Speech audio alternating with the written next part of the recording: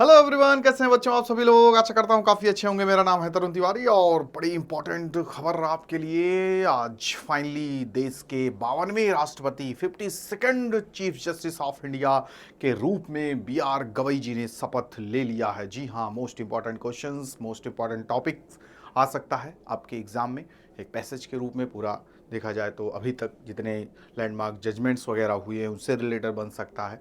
कैसे भी किसी भी तरीके से आपसे कोई भी टॉपिक पे यहाँ से क्वेश्चन बन सकता है, तो इनके बारे में थोड़ा जानना ज़रूरी है। ठीक है, तो यहाँ पे संजीव खन्ना जी का कार्यकाल ख़त्म हुआ और फाइनली इन्होंने शपथ लिया। अगले 6 महीने तक 23 नवंबर तक आई थिंक 2025 तक ये रहेंगे।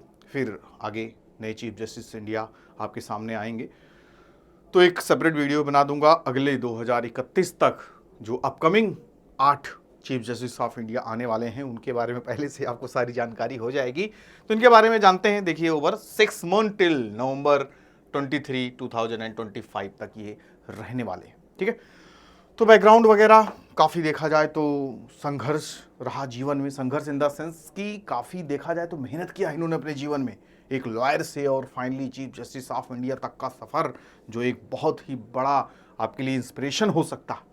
आप भी जीवन में उस मुकाम पे पहुंच सकते हैं जो इन्होंने हासिल किया, और उसी ट्रैक पे हैं आप सभी लोग भी।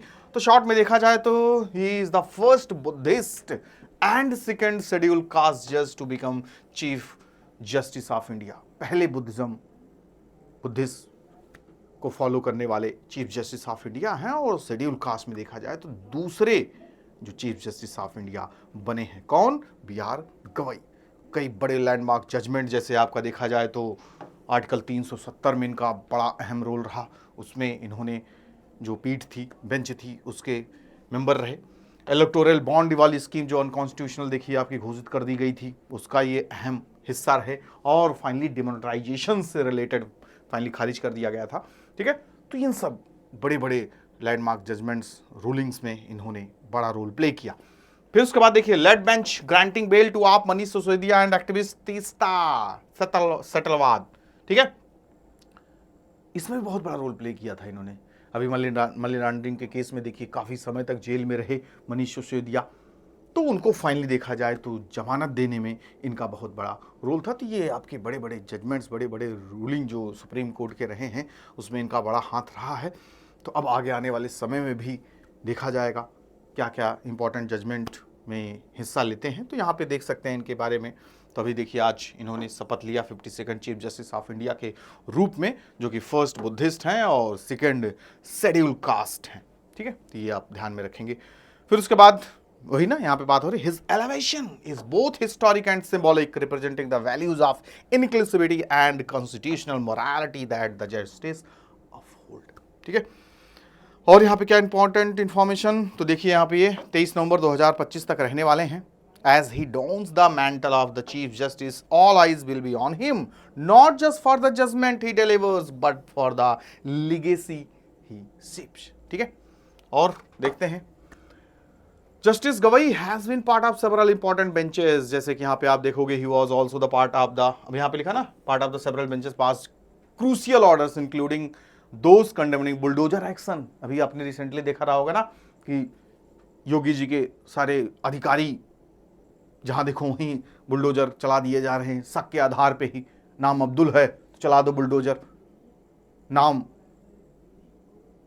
शुक्ला है, शुक्ला बिरादर से हो, ब्राह्मण बिरादर से हो, या हिंदू बिरादर से हो, हिंदू धर्म से हो, तो कोई बात नहीं, चाहे वो कितना बड़ा जघन्य अपराध किया हो, ग्रेट ऑफेंस किया हो, उसके घर नहीं चलेगा बुलडोजर। तो ये सब काफी बड़े लेवल पे चल रहा था यूपी में, या देश के अलग अलग हिस्सों में। यूपी वगैरह में ज्यादा देखने को मिलता था। ठीक है, बिना जांच पड़ताल किए बुलडोजर चला दो। यार, किसी का घर आप पूरी तरीके से तबाह कर दे रहे हो, किसी एक व्यक्ति की वजह से, जिसकी उसका भी जांच नहीं हुई, या उसका क्या पता रोल है कि नहीं है, उस इंसान के बदौलत उस घर में कितने लोगों की पेट पल रहा है, और एक छत फंडामेंटल राइट्स है आपका। ठीक है, उसको आप खत्म कर रहे हो, तो वो खत्म करने वाले को सजा दी जाएगी अगर ऐसा करते हैं। तो उन्होंने बड़ा एक्शन लिया था। ठीक है, बड़ा उसमें आया था चर्चा में, देखिए, तो उसमें देखिए इनका बहुत बड़ा रोल था। ठीक है। और भी कई सारे कॉन्स्टिट्यूशनल बेंचेस में इनका इंपॉर्टेंट रोल रहा है, जैसे कि आप देखोगे upholding the abrogation of the article 370 को भी चुनौती दी गई थी, उसको इन्होंने कहा कि नहीं ठीक है, ठीक है। फिर उसके बाद striking down the electoral bond scheme, unconstitutional देखिए फाइनली हो गया, जो इलेक्टोरल बॉन्ड में बड़ा स्कैम निकल के आया था। अपहोल्डिंग द सेंटर्स टू 2016 का जो डिमोनेटाइजेशन का कदम था भारत सरकार का, उसको भी इन्होंने अपहोल्ड करके रखा, ठीक है, ठीक है। तो ये सब इंपॉर्टेंट इनके डिसीजंस रहे। आपके लीडर जो मनीष सिसोदिया थे मनी लॉन्ड्रिंग केस में, इनको भी इन्होंने ग्रांट दिया, आगे आने वाले लोगों को भी उसी आधार पे ग्रांट वगैरह दिया गया। और यहाँ पे आप याद भी देखा होगा कि जो क्या थे आपके अपोजिशन के लीडर राहुल गांधी, तो मोदी के नाम पे उन्होंने कभी भाषण वगैरह में अपने दिया था कि मोदी लोग जो होते हैं थोड़ा ऐसे होते हैं, मतलब कुछ गलत बोला था, तो उसको बोल दिया गया कि इन्होंने मोदी जी को बोल रहे हैं। अरे यार, मोदी सरनेम को बोला था वहाँ पे उन्होंने, ठीक है। ऐसा थोड़ी ना कि मोदी जी को बोल दिया, हर मोदी चोरी होता है, ठीक। हमारे मोदी जी इतने महान व्यक्तित्व हैं, तो उनको थोड़ी ना बोला गया था, तो डिफेमेशन केस वगैरह लगा था, ठीक है। तो यहाँ पे उन्होंने ग्रांट दिया, बेल दिया। तो बड़े बड़े आपके देखिए इन्होंने जो रूलिंग की है, जो आदेश दिए हैं, बेंच इंपॉर्टेंट जो बेंचेज रहे हैं उनका हिस्सा रहे हैं संविधान के, सुप्रीम कोर्ट के, तो ये इंपॉर्टेंट इंफॉर्मेशन रही। फिर उसके बाद बैकग्राउंड में इनका थोड़ा देख लेते हैं। जन्म इनका हुआ 24 नवंबर 1960 को, कहाँ पे, अमरावती में।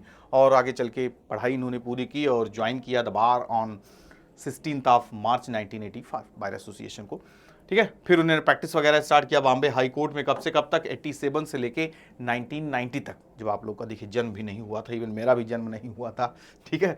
After which is primary appeared before the Nagpur bench of the Bombay high court, ठीक है। और भी कई तरीके से आगे काम करते रहे। He served as standing counsel for the municipal corporation, अलग अलग निगमों में काम किया। अमरावती म्युनिसिपल कॉर्पोरेशन, ठीक है, अमरावती यूनिवर्सिटी। फिर उसके बाद सरकारी वकील के रूप में he was also worked as an assistant government pleader and additional public prosecutor at the Nagpur bench of the Bombay high court, ठीक है। देख रही है कैसे आगे धीरे धीरे बढ़ रहे हैं। यहाँ पे एडवोकेट के रूप में काम कर रहे हैं, सरकारी वकील के रूप में काम कर रहे हैं Bombay high court from August 1992 से लेके 1993 के बीच। फिर उसके बाद later he was appointed government pleader and public prosecutor for the Nagpur bench on January 17, 2000। फिर सिलसिला आगे बढ़ते जा रहे हैं। फिर इसके बाद देखिए एडिशनल जज बन गए बॉम्बे हाई कोर्ट में 14 नवंबर 2003 को एंड बिकेम अ परमानेंट जज ऑन नवंबर 2005, ठीक है। अब जज बन गए हैं तो जज ही बनते जाएंगे, अब आगे आगे और बढ़तेंगे। He presided over the benches dealing with the all types of assignment, हर तरीके के निर्णय लेने में इनका रोल रहा।